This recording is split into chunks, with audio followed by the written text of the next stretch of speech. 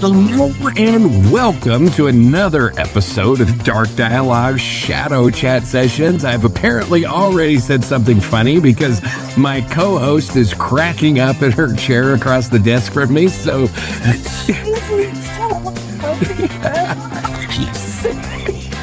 I'm going to have to work on getting cheesier if that's the case. So that's going to be the new thing, the cheesy hello from John. I'm okay. Yeah, that struck a button. I'm sorry. Well, that might be a new thing I have to work on now. Over here in the quiet, but that one was great.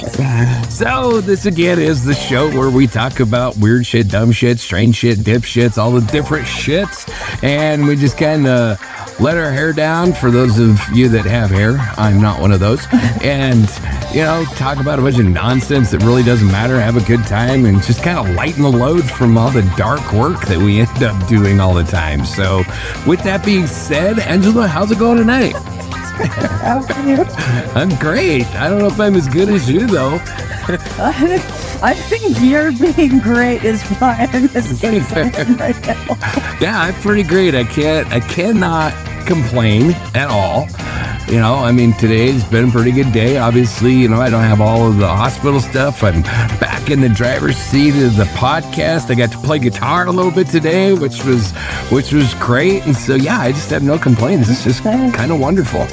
I will say, I'll start sneaking some guitar sounds for people who want to start donating to the cause here. Explain that to me, because somehow I think I'm involved in this and know nothing about it. Yep. So, no, I walked in today and John was jamming out, and it was a pretty cool feeling. And so, if anyone else would like to experience a little tidbit of John jamming out in my V for Vendetta mask. No, I would just record the sound. Oh, I still am going to wear my V for Vendetta mask. It might help. Yeah. It might help you just get in the zone that much better. I think so. But yeah, so if you want to support our cause, I can send you a little snippet of John playing the guitar. And just another little rabbit hole. I updated my, what do you call it? Like your eyebrows? No. The little What the hell is wrong with this tonight? the little picture on Facebook. Oh, your profile picture. Yeah, I redid one with my goatee and my hat and my V for Vendetta mask. Oh, man. Did you see it? I did not. You'll have to check it out. It's like as me as it could be in a V for Vendetta mask. Me as it could be. Yes. As been. Yeah, you can see my goatee hanging out below it and the whole 9 yards. I'm pretty proud of it, obviously. My hat, it's pretty cool. Yeah. Pretty suave. Yeah. That is a suave new hat you got there. I dig it a lot. I can't wait for my top hat and to get your, Yeah. top hat and, I don't know, some other wacky freaking hat. Maybe like a, I don't know, what is it called? Like a bowler's hat, the little round one that's like a top hat, but it's round. Yeah. Like Charlie Chaplin wore, made famous. Yeah, maybe something like that. Yeah, I don't know. Collect hats for John. Yeah, weird, unusual hats. Yeah. So with that, all the nonsense, you ready to get on with some more nonsense? Sure. So before we jump into this, if you're listening to this show for whatever reason, it really helps a lot for you to like it or give it a thumbs up or whatever it is on whatever platform you're listening to. Share the episode with your friends and stuff like that. And with all of that nonsense out of the way, let's jump into our strange headline segment. Forgetful man wins Powerball jackpot twice in one drawing. I'm so mad at this guy. A Maryland man accidentally bought two identical Powerball double play tickets with the same numbers and ended up winning $1 million twice in the same drawing. That's one hell of a senior moment with a payout. No, gosh. The details? The unnamed winner, which I think is actually Paul Carcaran or Caston, something like that. Oh, From Prince George's County said he always plays the same numbers, but in a moment of mental autopilot, he bought a second ticket for the same drawing. Most people would call that a mistake. He now calls it retirement planning. Yeah. When the double play numbers were announced, he was stunned to find that he hadn't just won once, but twice, netting $50,000 per match for each ticket. Lottery officials confirmed the win and issued 2 separate checks. The man said that he plans to use the money to pay off debts and finally treat himself to a vacation. Honestly, the most wholesome act of forgetfulness since someone invented Post-it notes by accident. My take? Imagine being so forgetful that you accidentally become a Powerball legend. Meanwhile, I forget my email password and just end up locked out of my entire life. Yeah. This guy's brain glitched and printed cash. Somewhere out there, a financial advisor is weeping into a spreadsheet. So, what's the best oops moment that you've ever had that worked out in your favor? I don't think there is one yet. Yeah, I will take wishes that have not come true for $500.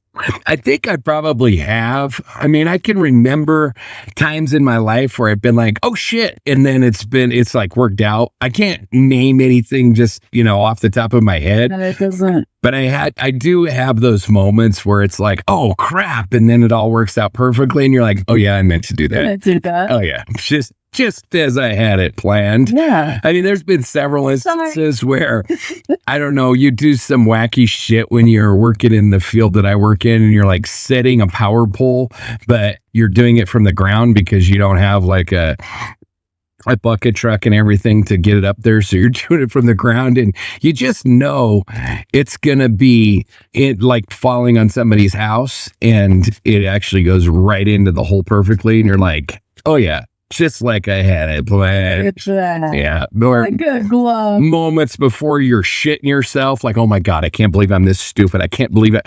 Oh yeah. Yeah. Just like I thought it was going to happen. I did that.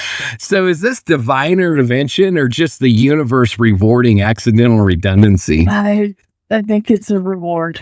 I think it's a freaking awesome story no matter what. It's really cool. I'm happy for the guy. I think that, I don't know anything about him, but him saying that he's finally going to treat himself to a vacation tells me he's probably worked his ass off his whole life. And now he gets to relax a little bit. So kudos to him. I agree. Good job, Paul. Should lottery apps install a pop-up that says, are you sure you meant to be this lucky? No, let him be. Let him be. Okay, ready for our conspiracy corner? No. Project 2025 and the shadow government blueprint.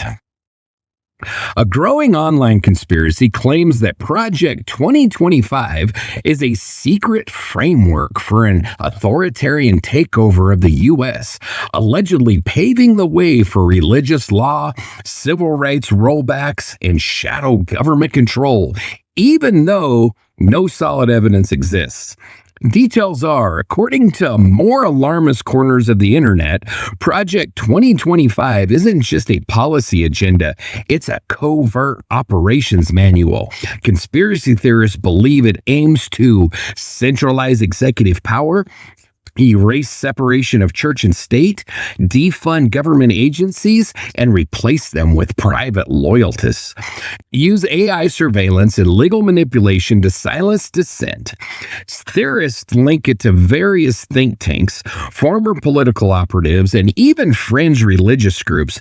Despite its origins in public policy circles and its focus on bureaucratic reform, conspiracists insist it's a Trojan horse for dictatorship, citing selective passages, doomsday rhetoric, and phrases like deconstruct the administrative state. Critics of the conspiracy say this is just fear-mongering built on partisan misunderstanding, while believers warn it's a new blueprint for national control, digitized and discreet. My take?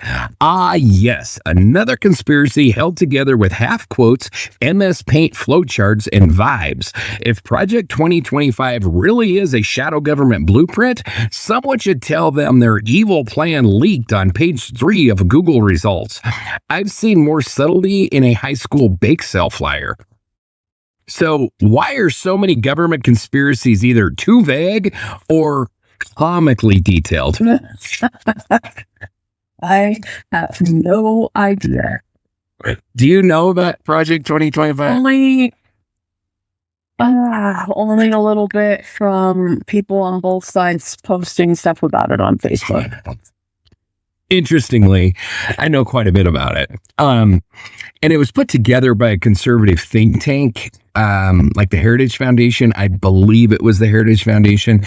Basically, it was a conservative think tank, and they do it every year. And this year, for whatever reason, it got picked up and pinned on Trump like he was the one that wrote it and swore on the Bible before it and all this nonsense. And it's like, you know, I mean, it was written in his blood. Exactly. And, you know, I mean, it's shit that both sides do. Conservatives do it, liberals do it. They basically line out this, like, in a perfect world, if all our wishes came true, this is what we would do. And then it became this huge freaking thing. And I don't know, it's comical to me. Both sides are guilty of it. For sure. Both sides jump on this whack out shit. Well, that's why I was honest and I said I've seen both sides. Oh, yes. Posting it on Facebook. Yes. Oh, for sure. Fighting about it on Facebook. And I just try to be Switzerland. Yeah.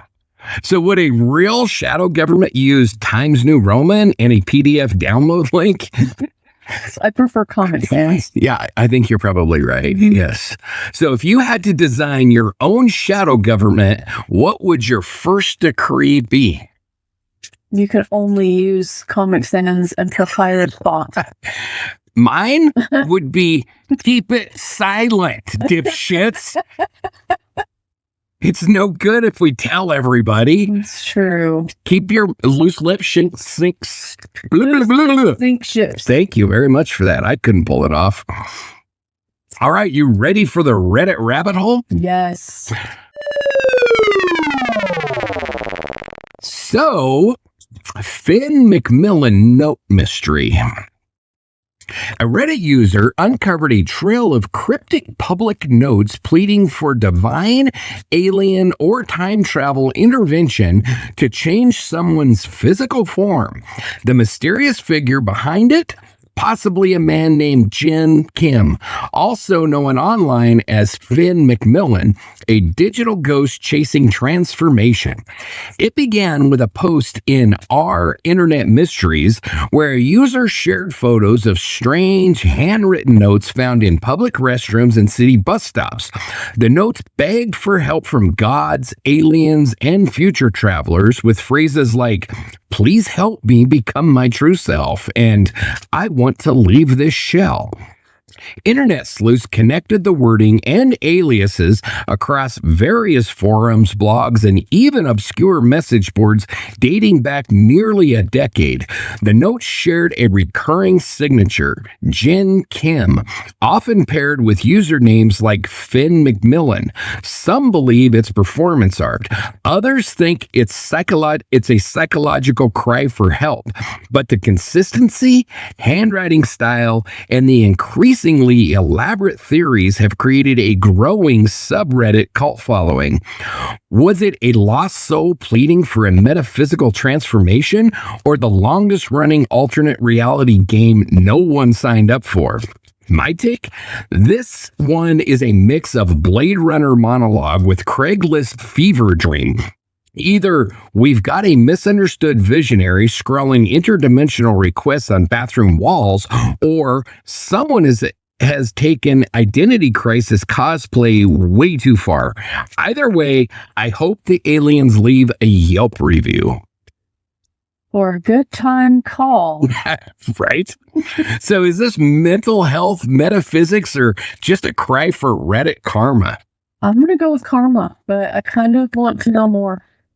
I want to know Like, who's out there photographing bathroom walls? And what do these people do for a living? Because I want to do it too, so that I have that much time on my hands. Just photograph bathroom walls. I mean, I have seen some strange shit written on bathroom walls. Oh, yeah. All over the United States. I have never thought to photograph it or research it diligently to find out the root meaning behind the message on the bathroom wall. Which I believe there's an 80s song that goes something about a message on a bathroom wall. So what would you write if you thought a time traveler might read it? For a good time, call. I can't think of anything else. Again, I guess I would write go to the 80s and stay there. Bring us the music. So are we all one bad week away from becoming Finn McMillan? Sounds like it. I think probably we are. I don't know if I'd give myself a full week. Well, this is true. Yeah. All right, you ready for the Dipshit's Diary? Yes.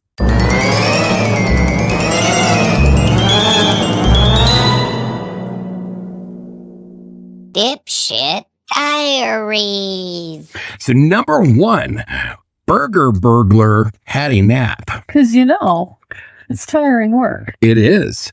In Georgia, a hungry criminal broke into a Taco Bell, made himself a snack, and then, because crime is tiring, took a nap on the counter. He was discovered by employees the next morning, still snoring. Security footage showed the man entering through the drive-thru window in the early hours of the morning. Once inside, he calmly cooked a meal, ate it, and then climbed up on the counter to snooze like it was a king-size sleep number bed.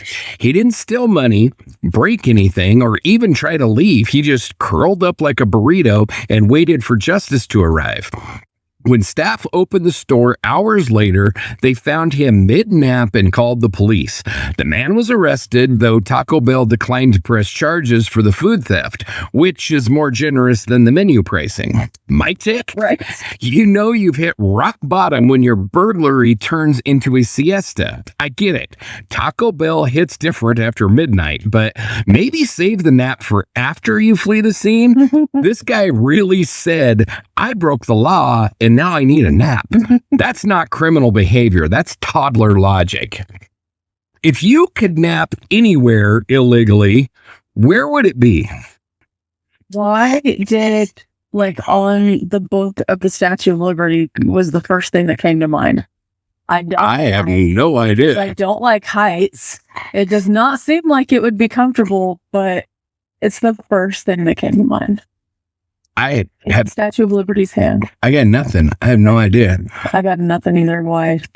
I mean, I've already made it very clear that I have absolutely no interest whatsoever in going to space, right? I've made that clear. Yeah. You'd never get me up there. But I would love to take a nap in an anti-gravity environment because I always, everybody says sleeping on a cloud. I'd actually really like to do that and sleep on a cloud. Mm-hmm. Which I think that's as close as you could possibly come is anti-gravity. Yeah, but that's not as much illegal. Because I'm sure somebody can figure out how to help you do that.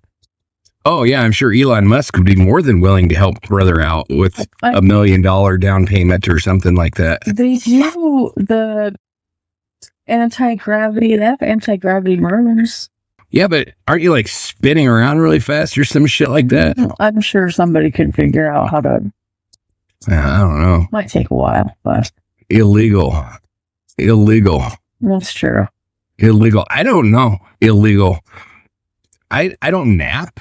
I would love to nap, just in general. I just nap. Legally, illegally, I don't really give a shit. If I could take a nap, it would be wonderful, but I cannot nap. So, should fast food chains start installing bunk beds for late night stoners and burglars alike? I mean, sure. And with little swipe cards and whatnot, yeah. I know that we've talked about this, and I have a hard and fast rule that I implemented about going off on long transgressions about fast food joints, but what the hell is it with Taco Bell? It's like running a close second to Waffle House, or maybe Waffle House is falling behind. I don't know. But between Waffle House and Taco Bell, there's a shit ton of crime. Yeah. So what does it say about society that the only person sleeping at Taco Bell is a criminal? That can't be proven. This is probably true.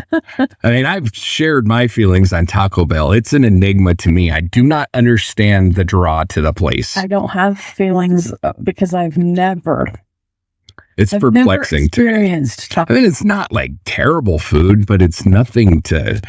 I wouldn't walk across the street for it. Yeah. But we've already discussed it. All right, number 2. Package thief's trash bag disguise. A Sacramento porch pirate tried to avoid detection by dressing up as literal trash bag, and it worked about as well as you'd expect. Security cameras caught it all.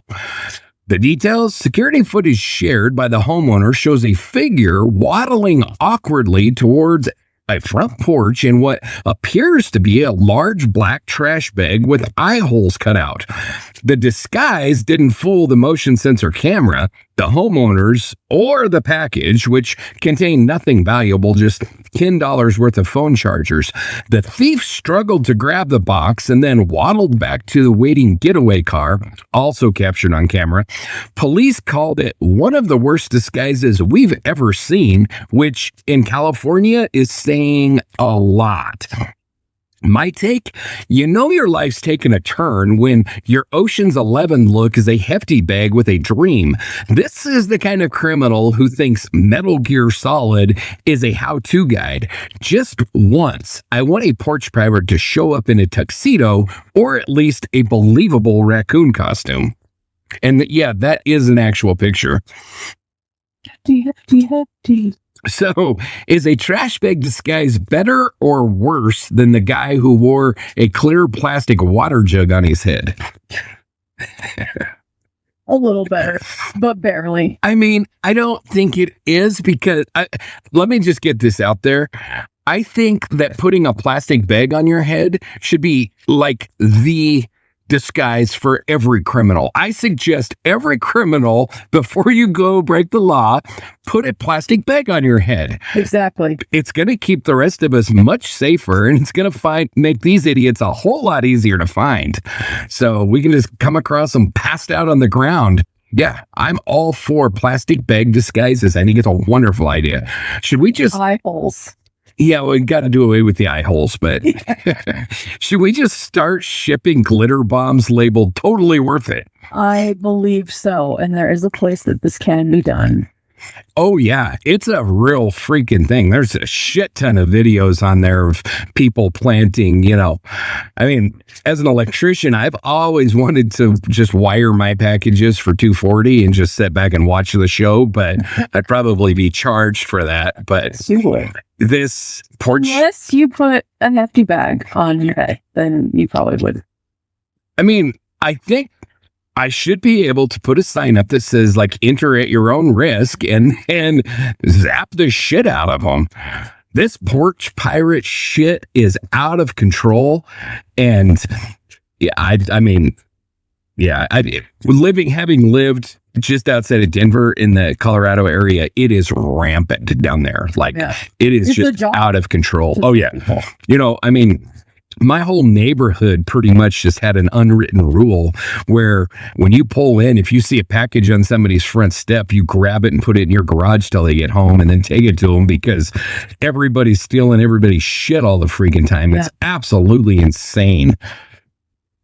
So if this guy ever makes it to jail, do they assign him to garbage duty, or is that too on the nose? Stick with his strengths. I agree. I think that's about right. Yeah. All right, number 3. And this one's even better. I got to say, this is probably the best disguise I've ever seen. Okay. Dumb and Dumber draw their own masks. Iowa men Joey Miller and Matthew McNally decided to disguise their identities before committing a crime by drawing masks on their face with permanent marker. It did not work at all. In 2009, and somehow still undefeated, Joey and Matthew attempted to break into a home in Carroll, Iowa. Lacking actual ski masks or common sense, the duo grabbed a Sharpie and drew black circles and squiggles around their eyes, noses, and mouths. Their plan? DIY camouflage, Joker style. Witnesses immediately spotted the bizarre pair. The police pulled them over shortly after. Their giveaway? The still visible Sharpie mask on their face. The ink didn't budge, neither did their story. They were arrested and became an instant internet punchline dubbed Dumb and Dumber by law enforcement and Reddit alike. Their mugshots remain a cautionary tale in the eternal struggle between stupidity and ink. My take? These guys looked in the mirror, saw a Sharpie, and thought, yes, this is the height of stealth. This is what happens when your criminal plan is sponsored by Crayola and bad decisions. The only thing they successfully robbed was the world of dignity. And yes, that is their actual mugshots. I hope so. I love it. And for the listeners that can't see, first of all, I encourage you to look these two dipshits up on the internet because it's a great laugh. But one moron, I think, thought he was Batman and drew like little cat ears above his eyes and then just squiggled all around his face in Sharpie. And the other moron just literally scribbled his whole face as black as he possibly could with a Sharpie. Yeah. But neither one of them came close to like full coverage on it at all. Like you would not have a hard time identifying either one of these morons. It's terrible. So what's worse, wearing a bad disguise or literally tattooing your crime onto your face? Tattooing your crime. Yeah. So should permanent marker crimes come with lifetime supply of wet wipes or just a Sharpie sponsor deal? I want Sharpie to do a commercial about it. I think they should. Mm-hmm. I mean, this is the kind of story when you find it, you assume it's fake. Yeah, it has to be. It has to be satire. And then you get to research it and you're like, holy shit. It actually happened. People are this dumb. Sharpie's leaving money on the table. They really need to. Yeah. So if you had to try disguise with marker, what would you go with? Zorro or abstract Picasso? Picasso. I think I'd go for Zorro. You want to be Zorro? Yeah. Or my childhood, it's Lone Ranger. That was the mask. That was, Zorro was really popular and I played Zorro all the time too. It was a big one, but definitely I was a Lone Ranger fan. Yep. And he just kind of disappeared. Yeah. I don't know what happened to Lone Ranger. God. Yeah.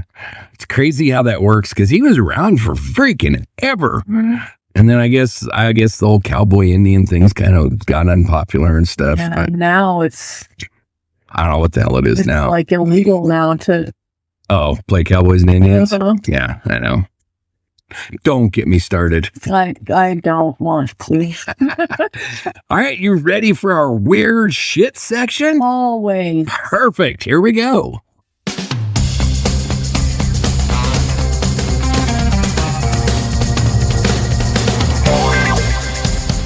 Weird shit. Weird shit number 1, the Tennessee Wildman sightings of 2025. Him again. The legendary Tennessee Wildman, a hulking hairy cryptid from Appalachia folklore, made headlines again after 3 new sightings in 2025. Eyewitnesses claim he's louder, hairier, and more real than ever. Details? This creature has been part of Tennessee lore since the 1800s, described as an ape-like man covered in shaggy hair with glowing red eyes and a blood-curdling scream. Historically, he was said to terrorize campsites, steal food, and scream at women. Wow. In April 2025, hikers in the Cherokee National Forest reported seeing a tall, upright creature sprinting through the trees. A second group near Roan Mountain heard screeching like a banshee and found deep claw-like markings on trees. And the third sighting came from a camper who swears the wild man unzipped his tent and made direct eye contact before bolting. No clear photos, but plenty of blurry trail cam stills and breathless TikToks exist to fan the flames. My take? I love that we've collectively decided every tall, hairy thing in the woods must be some regional Sasquatch cousin. You saw a bearded hiker? Cryptid. Dirty raccoon? Cryptid. The guy with no shirt screaming at the moon? Wild man. Tennessee might want to check if their cryptid is just a very confused survivalist influencer. So, how do we still not have one good photo of any cryptid in the iPhone age? Don't know, but I've wondered that myself. It's perplexing. It's perplexing. So, would you rather encounter a bear? I already know the answer to this. A bear, a cryptid, or a shirtless man yelling at pine cones? Shirtless man yelling at pine cones. Really? I thought for sure you'd go with the cryptid. No, I think I'd have more fun with a shirtless man yelling at pine cones. I vote for cryptid. I want to see one of these things in real life and get my picture and I put my 2 cents in. Mothman, wild man, whatever it is, I don't give a shit. I want him to make an appearance for me. Okay. And you know, I had a real struggle with this one because I always pulled pictures for you, and I couldn't find one that didn't look like Sasquatch. Like the Tennessee wild man sounds like Sasquatch to me. Yeah. But I don't know, it's apparently different. It's just a moonshine Sasquatch, apparently. That yells at women. What did we do? I don't know. It has mommy issues. Apparently. So why do cryptids always scream at women specifically? Is that part of the contract? Mommy issues. Maybe. I don't know. It's interesting. I swear, I cannot read those from back here. I'm sure you can't. They're pretty small. Very small. So I don't know. I don't know what I think about Tennessee. What do you think about the wild man, Tennessee wild man, whatever this thing's called? I'm not impressed. No.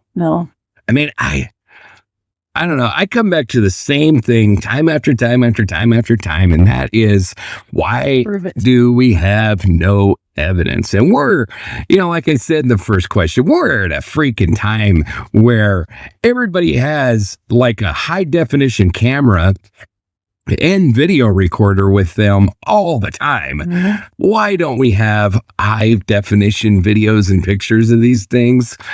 Man, sounds like you need to spend some time in the woods.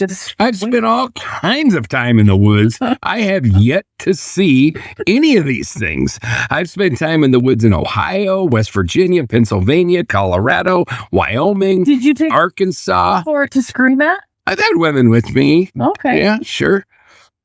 I mean, not all the time, but I think that I've given it its fair opportunity. I've been in the woods with women, without women, with children, without children, all by my lonesome. I think it senses your animosity. I guess. I don't know. You have to believe to see. It's like Santa.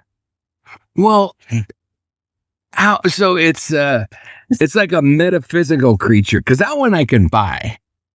If there's like a metaphysical aspect to the cryptids, then that one I can get behind, because they're living in another dimension or some shit like that, where apparently that's where they go to poop and die. Yeah. Because that's the only thing that... Don't you bother them, damn it. That's the only thing that makes any sense. They're not pooping and dying here. That's for damn sure. Yeah. But I'm asking like a cryptid believer. Tell me. Explain it. I'm not like the know-all of cryptid. Why? I like it. I think it's fun. Well, you're not the only one. Apparently, cryptids on this show are popular. That's why I include them on every one. So But my fear is I'm going to run out of the damn things sooner or later. Just start inventing them. No one will know. This is true. You can make it some wacky shit, and it's probably out there somewhere. Way out there. All right. Whole like cryptid universe you could just start pulling from. There's what? There's I don't know if that's a creepypasta thing. There's a whole like cryptid universe where they're numbered. Might be. Oh, I'm sure that's probably right. Might be a creepypasta thing. Yeah, I'm sure that's probably right. All right. Weird shit number 2. Axe-wielding phantom on repeat. No, thank you. In Illinois, a supposedly abandoned house drew multiple late-night 911 calls from a woman's voice pleading about an axe attacker. The twist? The calls came from a disconnected line, and the house was totally empty. The details? Between February and May 2025, police in a small Illinois town were dispatched 4 times to the same boarded-up home after eerie calls were routed through emergency channels. Each time, the dispatcher heard the same woman's voice begging for help and shouting about, "He has an axe." When officers arrived, they found no one inside, but reported that doors had been damaged again and again, as if someone was trying to get out. No squatters, no animals, no signs of forced entry, just fresh damage and lingering unease. Eventually, the house was sealed and monitored, but the calls, they kept coming. Cell traces showed impossible origins from phones disconnected over a decade ago. My take, you know it's bad when even the 911 dispatcher says, nope. This isn't a haunting. This is a ghost running a replay, a trauma loop. And somewhere, some poor new cop is walking into the house for the 5th time muttering, "This is above my pay grade, and I also not in the Academy manual." So, True. why are ghosts always more punctual and consistent than cable installers?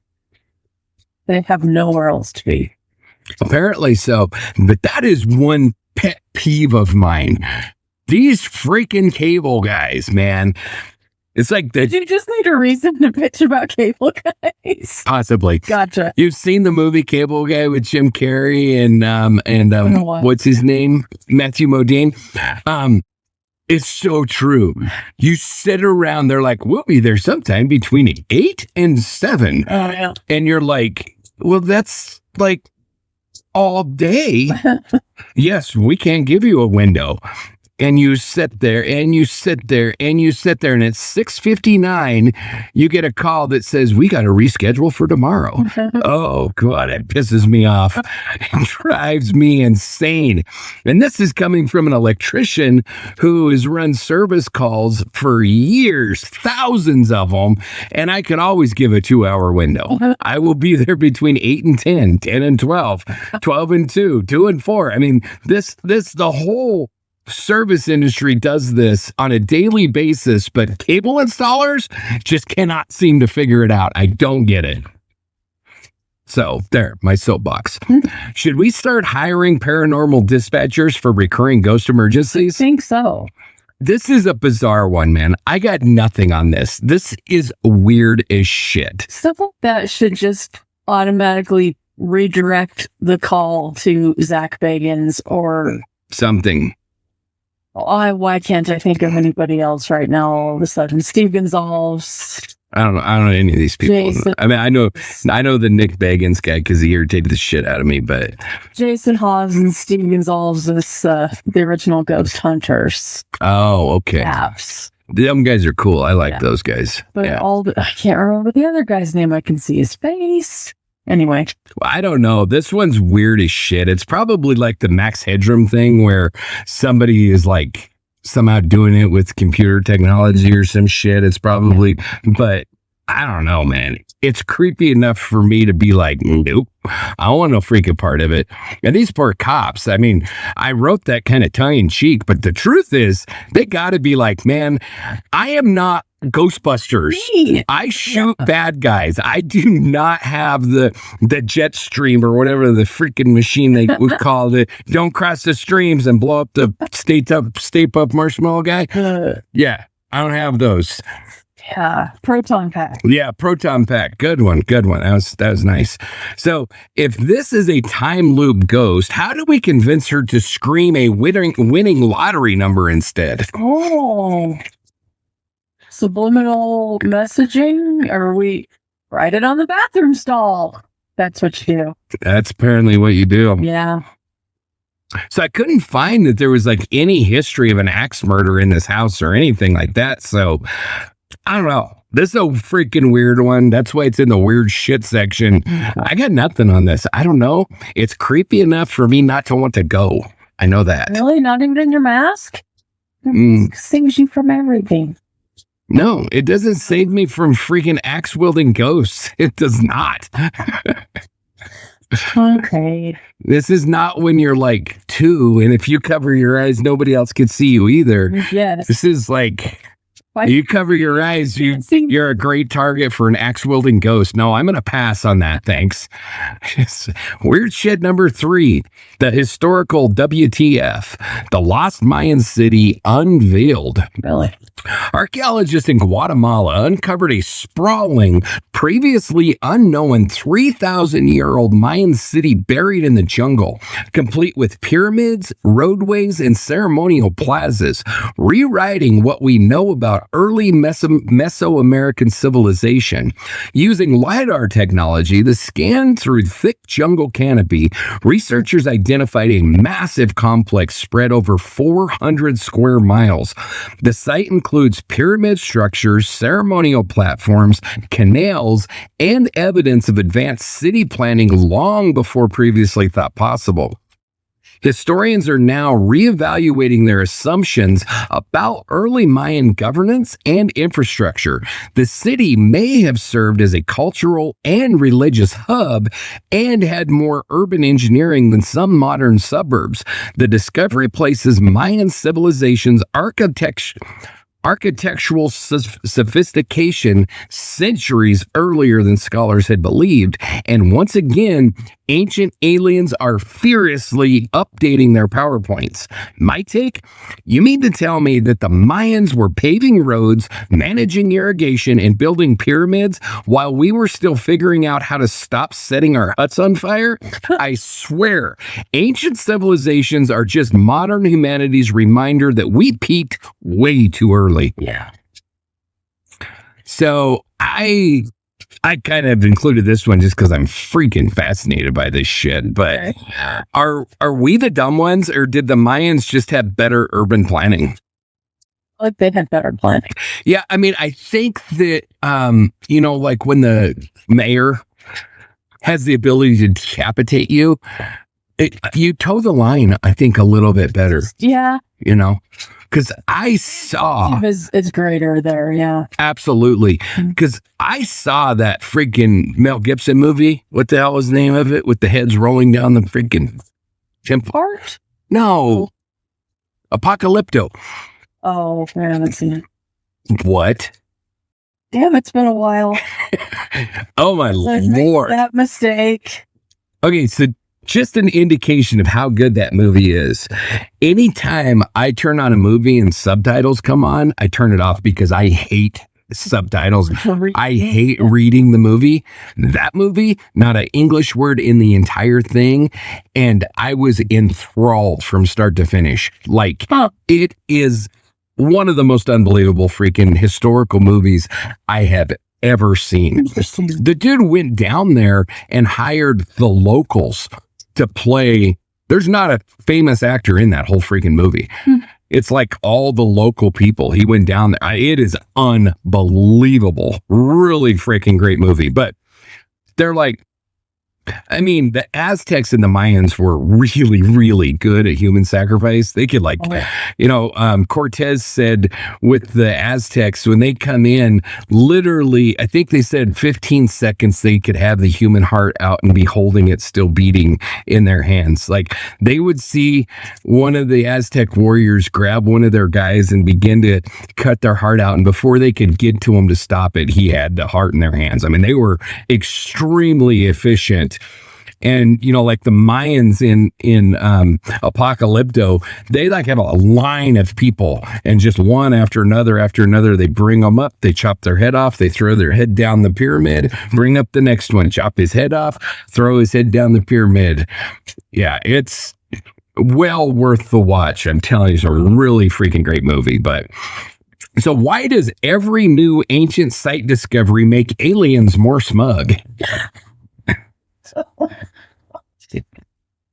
And like this year we also got the this whole big infrastructure that is apparently exists below the pyramids of Egypt. Have you seen that thing? Yeah, they just recently discovered there's like all these humongous columns that are apparently like holding the pyramids up, and there's like this vast thing underneath the pyramids that has never been discovered before. There's all this shit, and it's like all this bad shit's happening. Yeah, and have you ever watched the movie Ancient Aliens? No. They're not the movie, the show. It's like it's a show, Ancient Aliens, and there's that dude with the freaking jacked up hair. Yeah. And it's like, and that proves it was aliens. Like everything, literally, absolutely everything.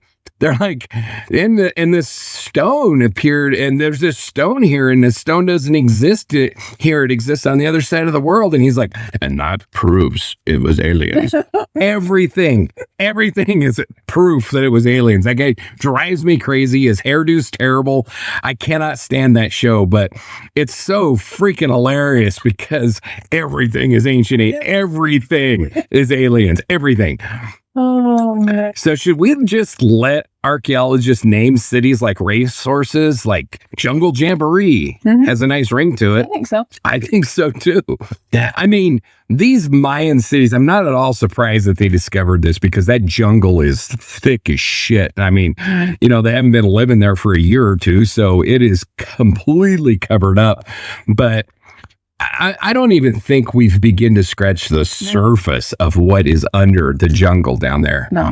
I've watched some of those shows where... I'm not sure we want to. Those guys literally live there all the time and just like are digging out pyramid after pyramid after pyramid, year after year after year after year. I mean, it's unreal. And they haven't even begun to start yet, but...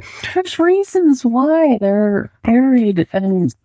I mean, the Mayans, the Aztecs, I mean, it's an absolutely intriguing culture where, I mean, they were unbelievably sophisticated. We're talking like self-sufficient. We talk about the Romans and how sophisticated they were, and they had running water, they had plumbing and stuff. But the Mayans, they had a lot of that shit, and they had it before the Romans did. Yeah. I mean, their canal systems and stuff are better than what we do now. About it. No, they didn't brag about it, and they didn't have, computer freaking drafting software and shit like that to make sure all their angles worked and everything. And you talk about like the Egyptians, and you look at the freaking pyramids and the way that they were able to build them. And I realize slave labor went a long ways doing that, but just the architecture of being able to pull that off. And I don't know, there's all kinds of just fascinatingly weird shit. And yes, exactly, weird hair guy. Very good.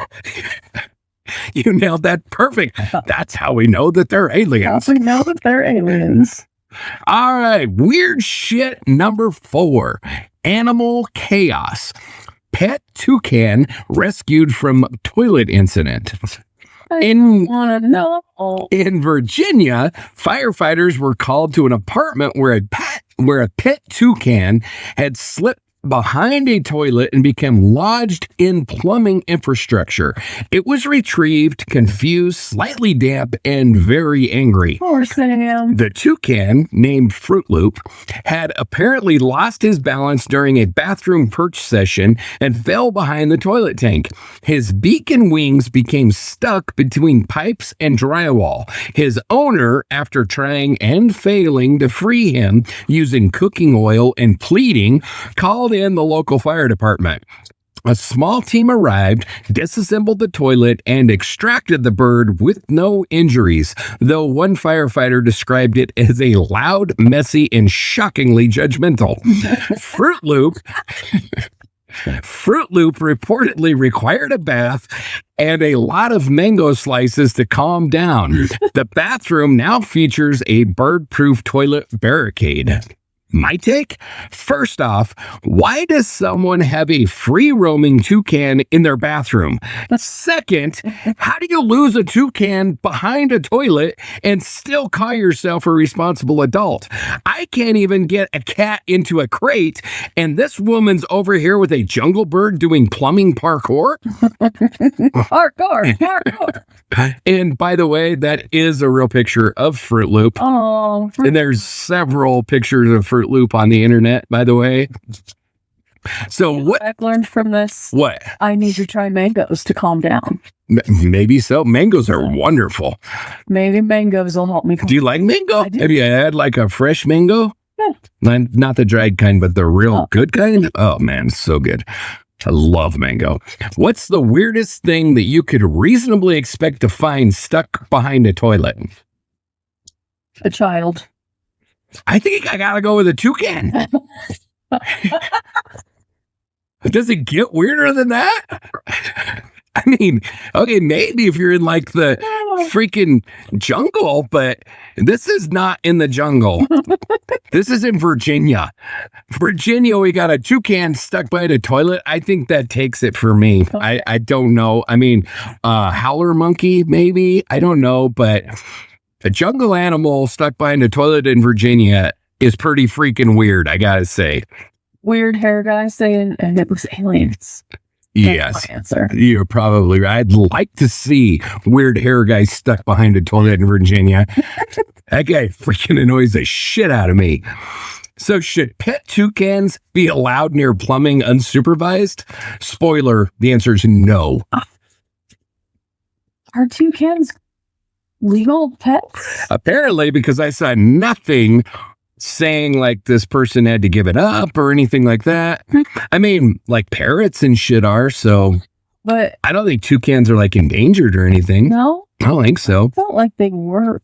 I don't think so. I mean, the one has been a cereal spokesman for years. Yeah. His name's Sam. His name's Sam. Yeah. Why is that poor Sam? Yeah. Mm-hmm.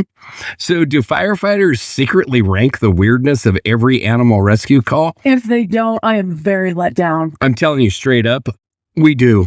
Like all emergency services, yeah, we definitely rank the weirdest shit that you encounter. And boy, do you encounter some strange stuff. And why is nobody writing books?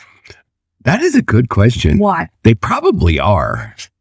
But, you know, like HIPAA definitely interferes with EMTs, but Please and the stuff. yeah, I mean, you encounter some very fascinating stuff from all areas of life, from weird animals to strange sex things to you name it, you encounter it in emergency services. Here in a few more episodes of Shadow Chats, I expect an EMT 911 call about hamstring. Yeah, Right in there. Yeah. it probably will. And if you don't know what we're talking about, go listen. Yeah, it'll be in the episode right before this one. Because we're not telling you in this one. It's like, I think it was that, I can't remember what medical show was that.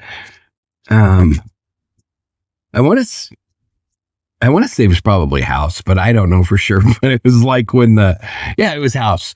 And the couple were in the middle of it, and his piercing got hooked up on her piercing. Grey's Anatomy. Was that Grey's Anatomy? Yeah. And they're like in the ER. Yeah. But yeah, and there's no doubt that shit happens. I mean, I know that people end up in the ER with like certain things inserted in certain places and they can't get them out and stuff like that. Yeah. There are a lot of bizarre stories in emergency services between cops and firefighters and paramedics, EMTs. Man, you see a lot of weird shit. Yep. All right. That brings us to weird shit number 5. The world record madness. 96 wet sponges to the face in 60 seconds. An Idaho man proudly reclaimed the Guinness World Record by enduring 96 soggy sponge slaps to the face in 1 minute, cheered on by locals at the county fair. His reward? A certificate and maybe pink eye. Eric Soker Reynolds set the original record in 2017, but was dethroned in 2022 by a man from Germany. In 2025, Eric trained for months to regain his title, with his brother lobbing wet sponges like a champion dodgeballer. Eric took 96 direct hits to the face in 60 seconds, some at point-blank range. He wore safety goggles, a smile, and a garbage bag poncho. Guinness officials confirmed the record, and Eric celebrated by immediately icing his face. Local children lined up to throw practice sponges afterward, and rumor has it a face slap Olympics may be in the works. My take? Some people climb Everest, others cure diseases, and then there's Eric out here letting his brother give him the Aqua WWE treatment for internet clout. You know what? I respect it. Not the act, just the absolute lack of shame. And yes, these are actual pictures of the event. I think this is them practicing, but What they won't do for the Guinness Book of World Records. I mean, who comes up with this shit? I don't believe that's what Guinness wanted. Well, they put it in their book, so apparently they do. No, originally, I don't believe. Oh, the original Guinness, yeah.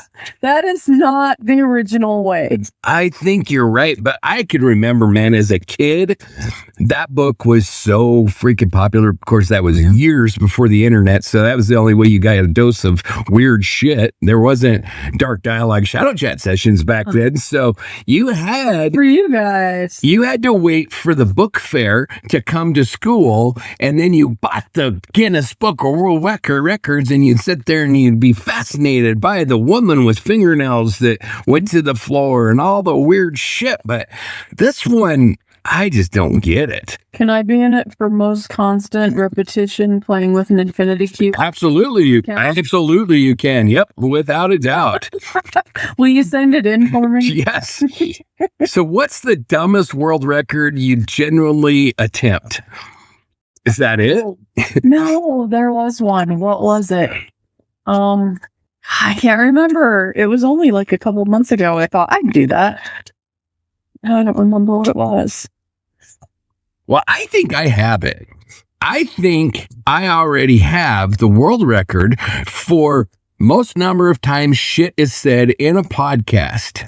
Because I say it a lot. Oh, yeah. A lot on this podcast. I challenge somebody to beat me on that one. Well, somebody might just do a whole episode of repeated Shit, You shit, have shit. words in there. I don't know. Guinness apparently sets the rules, but No, Angela's set the rules just now. She's when she's playing with her thing, trigger. Should wet sponge handler be an Olympic sport at this point? I mean, it's not professional, so sure. I mean, so how does this work? Apparently, Breakdancing in there cannot be worse than that. Did you see that? no. That was Oh, yes, I did. I saw that chick was terrible. so much of my life I'll never get back. Yeah, but that one chick, she was so terrible. It wasn't even breakdancing. I can breakdance Well, better. Wet sponges be thrown at somebody's face over that. And Yeah, she was like famous for being terrible. yes, she was. It was horrible. It wasn't even dancing. I don't know if I call it an empath trait, but I feel embarrassment for people. And that was so painful. I had to turn the channel. Like, it was causing me physical pain. And you know what's really funny about it is the kids that are doing it weren't even born when breakdancing was a thing. I mean, apparently it's still a thing, but I remember when breakdancing like came out and was huge, and I wanted to do it, although I was never coordinated enough to, but we all wanted to do it because it was so cool. Yeah. And, you know, they spin around on the ground and on their heads. And like those dudes that did like breakdancing back in the 80s when that shit came out, they were really freaking talented, man. And then you watch that Olympic debacle, whatever the hell you call that thing, and you grew up watching like really talented breakdancers do some phenomenal shit. And you watch that and you're like, what? Excuse me? What the hell happened? Like, they were way better than this on the streets of New York City in 1986. Like, this is terrible. Yeah, I don't know. But I guess, what do you just sit around and you make some shit up and then you write Guinness and you're like, hey, if I had my brother throw sponges at my face, can I get it in a book? And they must be like, yeah, sure. Yeah, no, he's done that one. Or, yeah, but you got to do it this many times because somebody already holds that record. Yeah. I don't know how that works. Email Guinness and find out. Yeah, maybe you should. Report back to you. So how many sponge hits before you unlock a free chiropractic adjustment? 4,786. Is that what it is? That's what I'm guessing. Yeah, you might be right. So I don't know, but I do know that is the black screen, which tells us that's all I got for us tonight. So we got. Do you got anything to add? I don't. How many times have I been? How long have I been doing this? You didn't tell me I had to count. And then I can't do it all of a sudden anymore. We need Guinness. Guinness has to bring an official counter in here. I got too much to worry about here to count. Mothman while you're at it. Yeah. We'll let Mothman count. That's the Guinness record I want. The first dude to whip the shit out of Mothman. That's the world record that I want. Okay. All right, well, if that's it, then that's all I got. So again, we'll stay safe, humans. Again, we ask you to please like, follow, thumbs up, do all the stuff that really helps us for whatever strange and weird reason it does. And so if you'd be kind enough to please like this episode, give it a thumbs up, share it with somebody. And you can always check out our more serious shows, the Dark Dialogue main show. We've got Dark Dialogue Rocky Mountain Reckoning, Dark Dialogue Distilled. Got a new one, Dark Dialogue Gallows and Gunfights, which I'm pretty excited about. We've got another new one, and everybody needs to email Angela at darkdialogue.com and tell her to do off her so we can do the other show that we've been working on, and I've patiently been waiting for somebody to do their part of for a while now. So the first person to actually email that to me, I will send you a Dark Dialogue Tumblr. There you go. Angela at darkdialogue.com. And you can check out our website at darkdialogue.com, where we have a lot of information about the more serious stuff that we deal with in our adoptive victim program, and the Dark Dialogue Collective, where we can actually put boots on the ground and make a real difference. Both the adoptive victim program and the collective is an opportunity for our listeners to get involved and really make a big difference, a real difference. So we encourage you to do that. Check it out. Get involved. And if there's anything that you'd like us to cover on this show, weird shit, strange shit, dumb shits, all the shits, feel free to reach out to us, as well as any cases you would like us to look into for any of our other shows. And that's going to be at info@darkdialogue.com. And with that, if you have nothing else, this has been John. And Angela. Have a great night.